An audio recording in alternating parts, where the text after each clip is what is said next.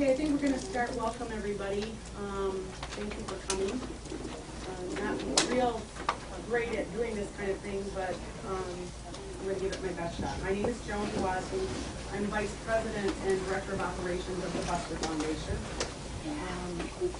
I've been doing it for rescue for over 15 years, and also I work in the medical field, so I've got some insight that way too, which helps enormously. Diana McKay and I are going to be switching off a little bit here with certain segments of the presentation for you, and you can follow along with the presentation on the screen. We will have questions and answers afterwards, because we do want to hear from you and elaborate a little bit more on any concerns or issues or thoughts you have. So please stay for that. Plus, there's a little number on the back of the cards for some little packages that we have available for you. Okay. With that, here comes Diana. Hi, I'm Diana McKay, and I run Wonderful.com.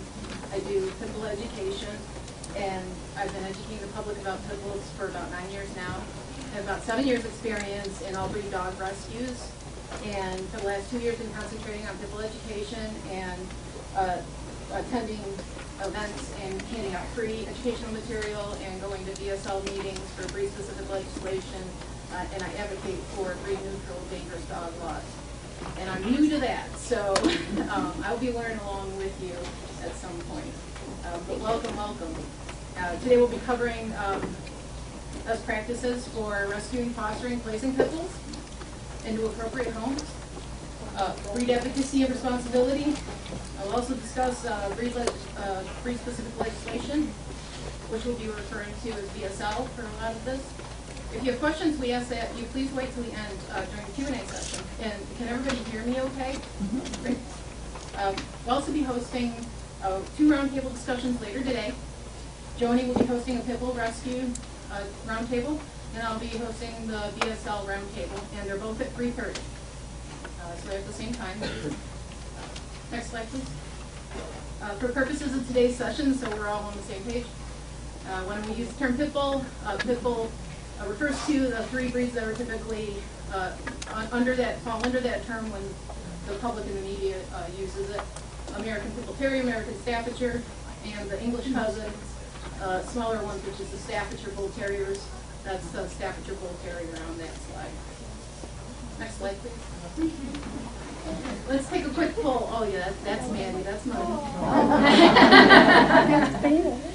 For the little bit of grass left in the who's currently volunteering with the rescue that places pit bulls? And who's currently volunteering with a rescue that is not placing pit bulls?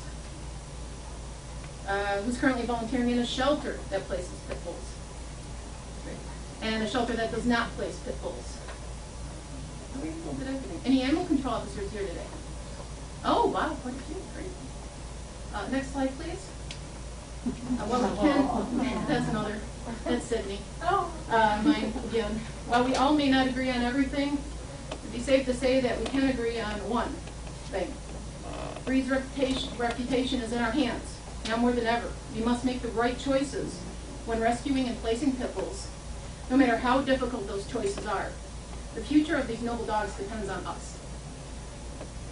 The grim reality is that there is a disproportionate number of pit bulls compared to other breeds in shelters throughout the country.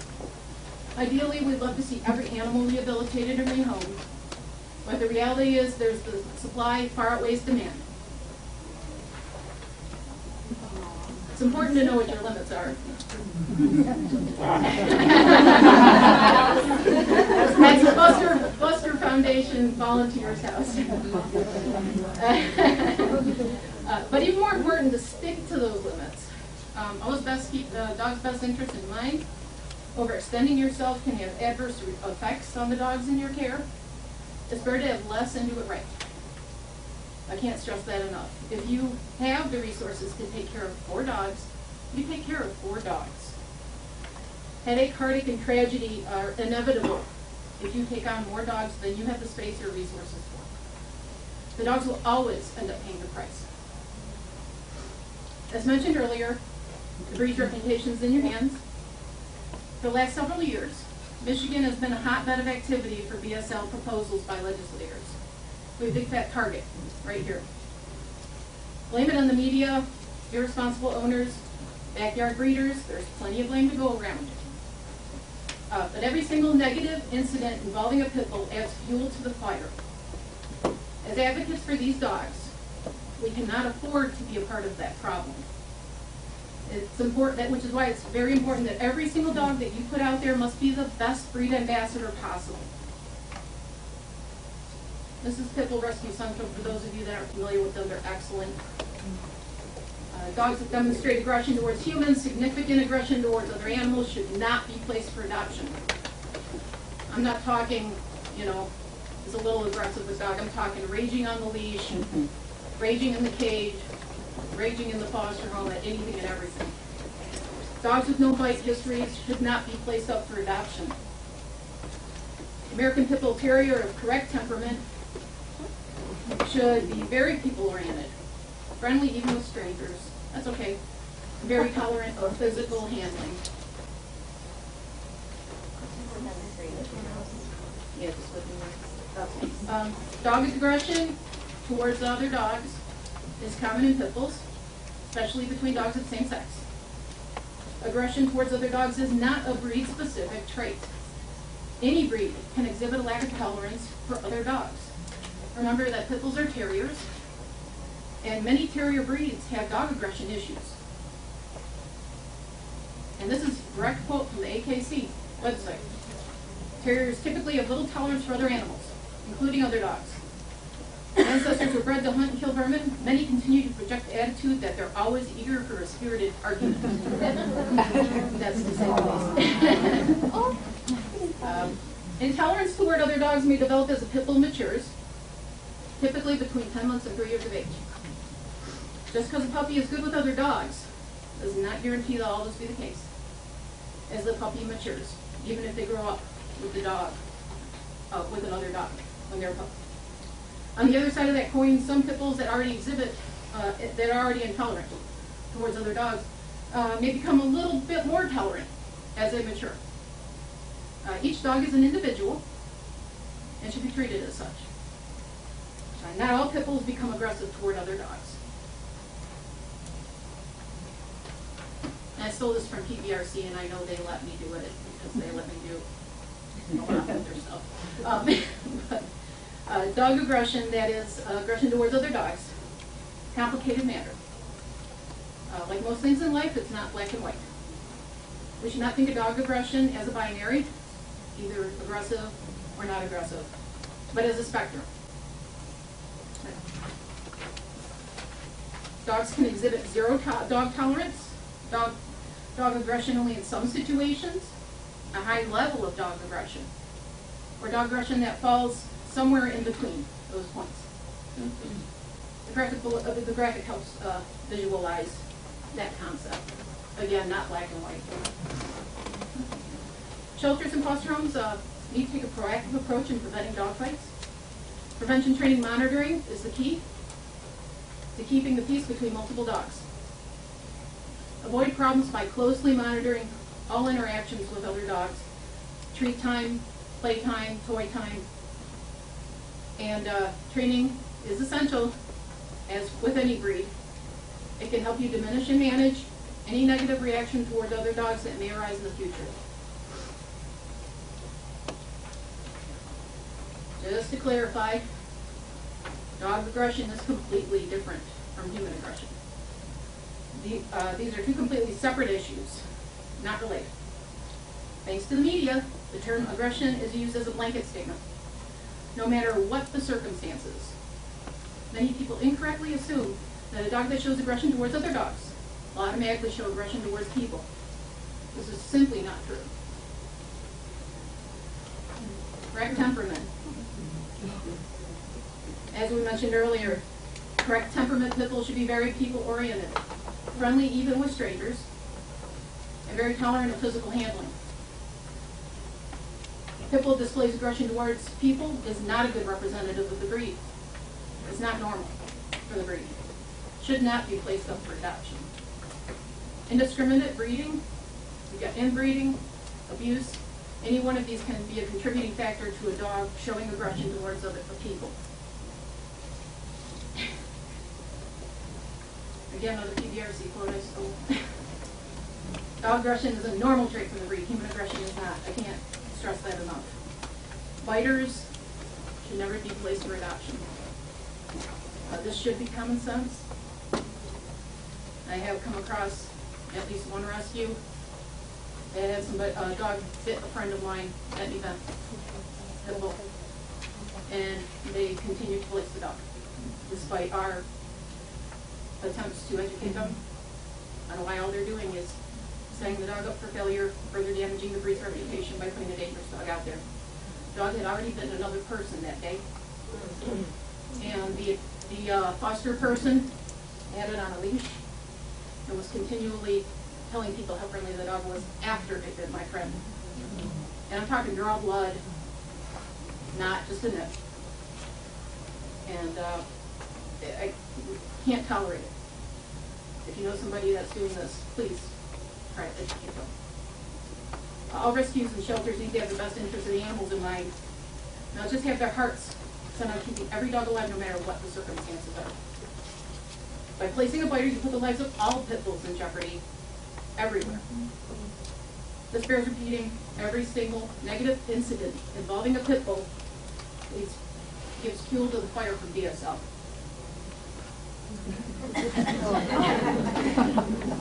That's Joni's better half, Al. He also is an animal control officer. Placing a human aggressive pit bull is irresponsible, period. Leave a legal and moral application to the breed and the public. Don't put a dog out there that can do further damage to the breed's reputation. Don't risk everyone's right to own these dogs. Don't give pit bull haters more rope to hang us with. The breed can't afford it. But there is an important note here. You cannot get a true feeling of an animal's personality and temperament if they are not feeling well. If they are too laid back or aggressive, it could be due to underlying health problems. Establish that first. Turning it over to Joni. Oh, I want to make a quick note too. The presentation will be made available after on our websites, Busters and Wonderfuls, as well as I believe on Michigan Pet on the Line. One topic that I wanted to really touch on with the bully community and actually the canine community at large is babesiosis infections. There's a couple of different strains. There's a large cell, which is the Babesia canis, and then the smaller celled organism, which is the Babesia gibsoni. This is Capone. Sorry, guys. This is Capone, one of the first dogs, my first dog ever that I took into our group that tested positive for Babesia. I rescued him off of a porch in Detroit, and needless to say, he was in horrible shape. We didn't, we addressed the wounds and, the infection and the body condition, but it wasn't until a little bit later that we realized this dog, from doing blood testing, was a carrier for Babesia gibsoni. Typically,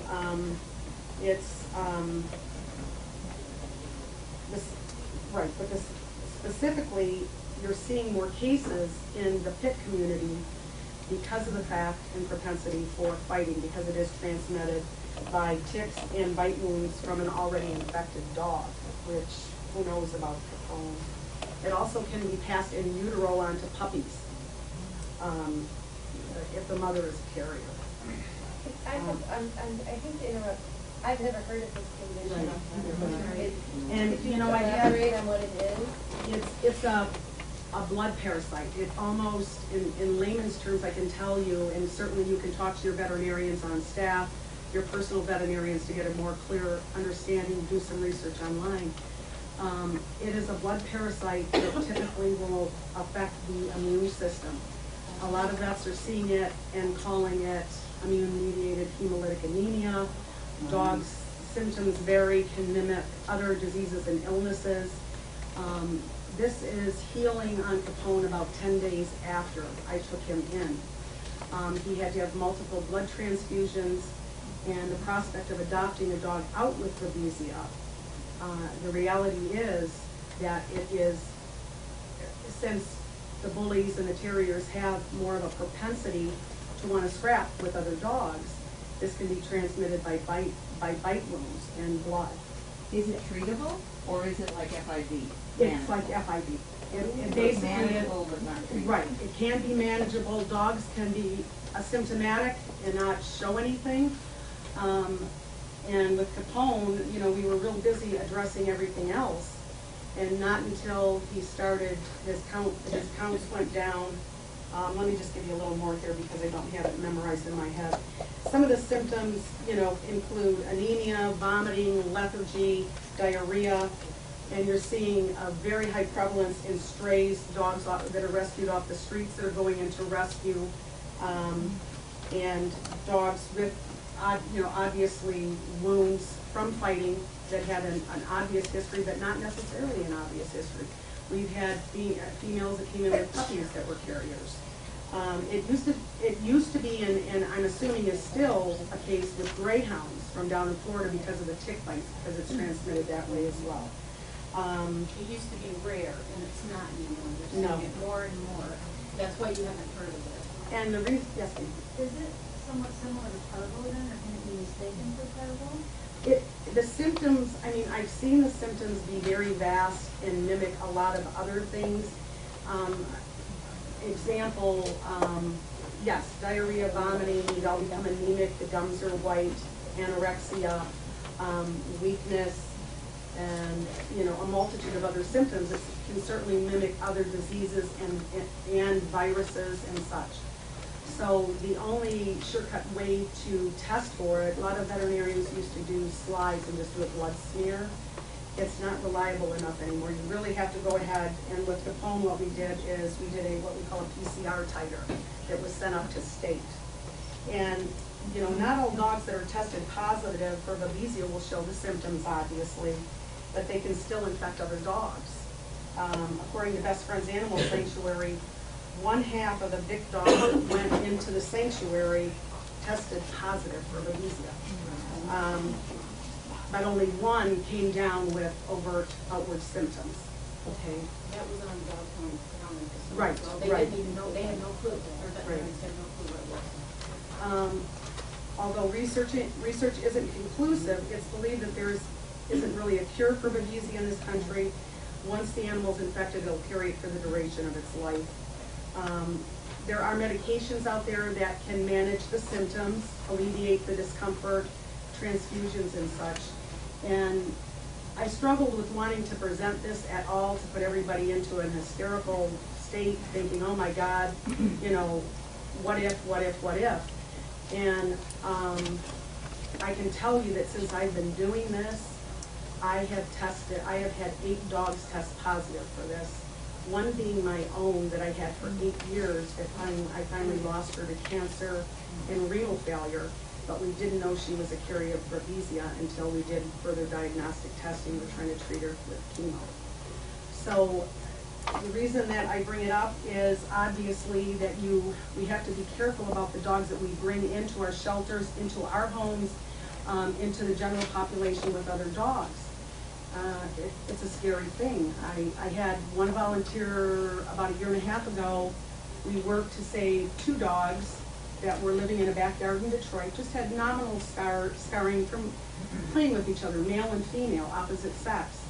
And I was so scared that I told this volunteer, I said, we can take them in, but I want you to know that if it's babesia, these are going to be long-term, you know, have to be managed totally separate, or should be for the most part, from the general population. And she took them in the next day, and they were positive. So even though they had no outward symptoms, their weight was great, they were bright, alert, responsive, interactive, good body condition. Not so with Capone, and that was him again convalescing. The epidemiology of this is changing too. I'm getting a little bit ahead of myself. Capone, he was diagnosed while he was in foster care, and obviously we did, again, multiple antibiotics, fluid, these had 2 blood transfusions. you know, organ failure, which did damage his kidneys. He lost a kidney to cancer. We did remove that kidney, and he lived another 5 months after that.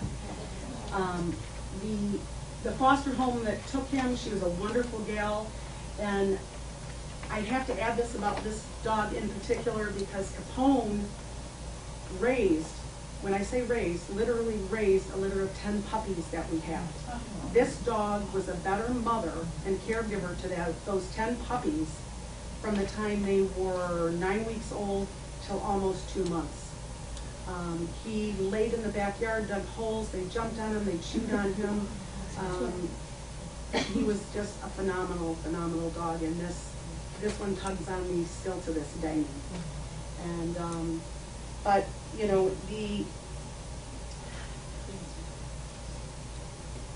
pardon? No, it's actually blood transmission, bites, or like I said, through ticks and that kind of thing too. And the epidemiology is changing. It's not just tick-borne, obviously, it's blood-borne now. Studies in North Carolina, prevalence in pit bulls was 6.8%, and the lowest infectious rates in the kennels that they surveyed. 25% in the highest kennel in the survey. And lack of ticks in these kennel situations because the dogs do an expert job of trampling down vegetation because most of these kennels, they're in barrels, chains, they're circling, they're digging up vegetation. So what they were trying to determine is how else were they getting it. Now and they did test positive, and they didn't even have a tick bite history because of that. A lot of this research was done by a Dr. Adam Birkenhauer, who actually helped us with Capone and devised his treatment protocol. Some years back, Dr. Birkenhauer had stated that he had an 80% cure rate for this, but some of the medications and treatments available are not here in the United States. So one of the medications that you had to treat them with can be purchased here, but it's not the ideal drug of choice. It's the best thing we've got going to help minimize, you know, the disease and the symptoms. The diagnostics are expensive. I mean, the PCR titers up to state can range anywhere between $80 and maybe $100, depending on your veterinarian and the charges. Most of us, the shelters and even the rescues for sure, can't afford that. And with me working in the vet medical field, I saw it and I was concerned about it, but I was afraid to start telling people that, you know, Buster had 8+ dogs that had this, so I didn't want to start spooking everybody and wanting everybody to go, you know, say, oh my God, well, you know, if this dog is tore up, they still deserve a chance. But my point with this is that perhaps when you take a dog in that may be questionable, that you should try to get permission from the shelter or, you know, the medical staff there to consider doing this, just so you know, because it is out there. Do you test all of, do you by a policy now test all of your animals? We don't. You just use your judgment. I've used my judgment. At some point, I would like to test all. Capone, for example, since I've been doing this, I can honestly tell you that I believe in the 15 years in living in the city of Detroit and moving out to Belleville, I may have had 3 to 5 dogs that were fighting dogs. Now when I say fighting dogs, I'm not talking necessarily coming from a ring. Capone was left, you know, on a neighborhood porch. I've taken a couple dogs out of some of the parks down in Detroit. The other one, Tank, tested positive for Babesia gibsoni shortly after we got Capone from a different area of Detroit, but nonetheless the city. So, you know, it's expensive, but if I have reason to believe where there's, you know, regular blood work, it looks bad, or platelet counts are low and that kind of thing, I certainly would have it done, just to know. You said some dogs are just carriers, not all got symptoms, but those that do have symptoms, what are the common symptoms? Lethargy, anorexia, vomiting. Were his skin issues anything to look for, or was that something else altogether? Well, these were bite wounds. This dog Oh, was, okay. yeah, he was torn up. He was abscessed and they had secondary pyoderma skin infections. Those were unrelated Yeah, to that? right. So, you know, it looks a lot like a lot of other things that we still need to be worried about and be concerned about, but more so with, you know, with this being the kind of disease that it is and out there and not necessarily in every dog that's beat up. I will tell you, I tested 2 dogs, and one is going to be in a picture here within the last couple of months because I was concerned of the condition. Lacerations all over the legs, abscess, healing wounds, you know, missing hair and stuff. They were negative, thank God, but I did test them because I didn't want to go that route. So this is definitely a big concern for the rescue community, the shelters, and, you know, people need to be aware of that. Obviously, it's not just exclusive to pit bulls, but that's where you're seeing it at in the majority of the population. You know, you have to actually, please go based on what your veterinarian recommends. You know, share that with them, your concerns, and see if they will look at it through that avenue. I think it you know, can only help to educate you and in the long term be able to put these dogs in homes, you know, and make sure that they get the proper treatment and that kind of thing. Whether you work with a rescue or a shelter, it's important to have realistic expectations about placing the pit bulls that are in your care. It can average 6 months or longer. And, you know, it's, the other thing that happens with that is the dogs are aging too, so nobody wants to look at a middle-aged adult or an older adult, although I've got to tell you, we had really great luck in the last few months with some of my seniors getting adopted. A couple of them were 7 to plus 8 years. We've got another one that's looking to go now too. So I'm very thrilled and grateful for that. What's the lifespan? You know, Give or take. even though Buster dogs get great medical care, I'm going to say I'm averaging 8 years maybe. But remember, these are dogs that are coming in that haven't had a fair shake, the majority of them. You know, in utero poor nutrition. You know, the indiscriminate breeding leads to orthopedic problems, renal failure. They have a lot of problems with the skin and mast cell tumors, which I'm constantly having removed off of multiple dogs all the time. And mine are 9 So- and 10. I've heard of them living up to 16, but that's rare. Yeah, I wish some of my personal dogs who actually have gotten the best medical care available, I lost 2 of mine at 8 years old in this last year. And then as far as foster home success, what we're looking for is who's going to hang, who's going to be in it for the duration. You know, everybody wants to, that's foster dad Scott and Raven.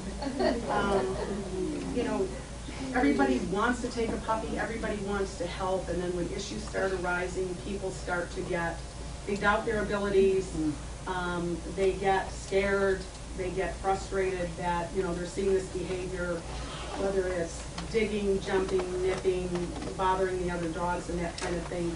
So, you know, it goes with the territory. We're trying to find out who's going to be reliable and in it for the long haul. Who will do the follow, you know, will follow through. Will they be able to handle puppies through adolescence? When they can't handle a dog anymore, when are they going to bail on the dog? And I have this happen a lot. And it's real disheartening because that means the majority of these dogs that get bailed on come to L&I. And I have 16 at my house right now. Some of them are mine, but and not all are kids. Her yard is spotless. You have to know every foster home is committed to the dogs that they take into their care. Obviously, you've got to educate them. You've got to provide support and education for them. Stress that long-term fostering is definitely a commitment. We're counting on them. They have to understand the pros and cons of fostering a pit bull be proactive and the responsibility that goes along with having those dogs in their home. They can't skimp on educating them and being a constant support to them when problems and issues arise. Candidates for fostering should have a good working knowledge of the breed, definitely. I mean, that only helps. And be accepting of the breed's challenges, which there are. You've got to have someone who's willing to listen to advice and not be afraid to ask questions or voice concerns with the dogs or puppies they have in their care. And supervision, obviously, they're exhibiting extreme restraint. Yeah,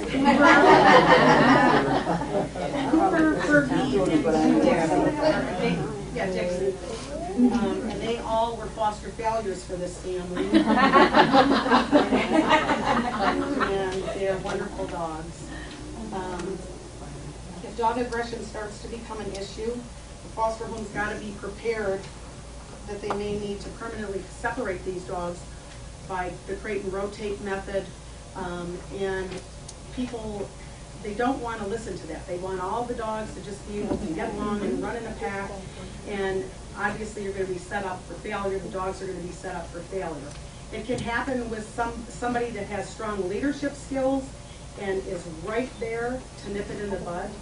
But, you know, a lot of times it's more work than the average or novice pit bull owner wants to put into. And then when it happens, it shakes their resolve a little bit. They're like, oh, I can't believe it happened. They've ate out of the same bowl for 6 months. You know, they've been in the backyard and playing, and, you know, then they're devastated. Then they become unsure of themselves, and I can tell you that the dogs pick up on that. If you don't, if you're not able to continue to stay calm and transmit that to the dog, that creates a whole nother set of problems for you. No amount of temperament testing in the beginning can determine the possibility of a future dog's compatibility issues. It won't happen. Good training, prevention, supervision is the key to avoiding these kind of problems. And I tell all of our foster homes, I don't want you to say, oh my God, I got to go out in the yard and spend an hour training Toby. I think that it's more realistic to say I'm going to take 5 to 10 minutes multiple times a day, and because the dogs will get bored with it too. And you want to end it on a positive note, not letting them sense your frustration that they're not getting the sit or the heel or the, you know, come when the recall or leave it or whatever it is.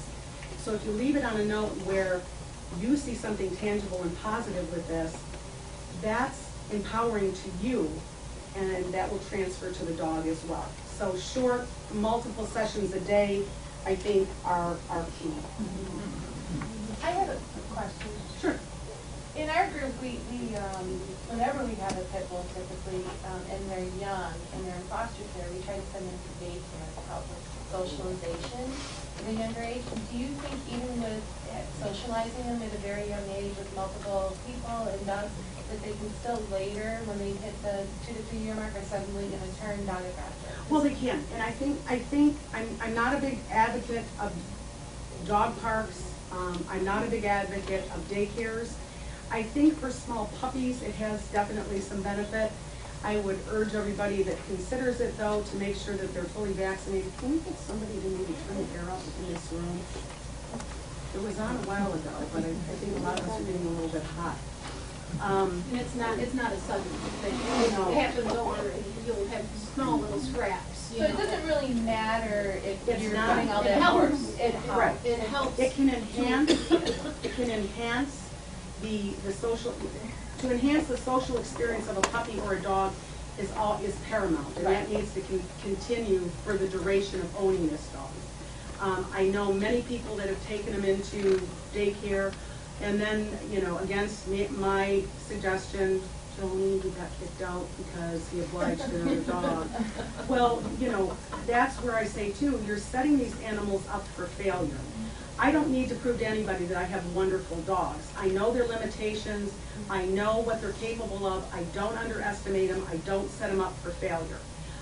If you're lucky enough to have your pit bull or bully mix get along with 1 or 2 other dogs, be happy with that. They don't need to run in big packs, and they need, everybody seems to think that they need that, and unfortunately, I will argue every time with anybody that does, especially when it comes to pit bulls, period. This is one of my little litters. This is Peaches, was a litter that I rescued off the streets of Detroit at 10 days old, a litter of 8. We lost 1. I lost my hair and 18 pounds. Taking care of them, bottle feeding and tube feeding them. But the 7 made it, and the 7 got adopted, and this is her brother, who is a mastiff.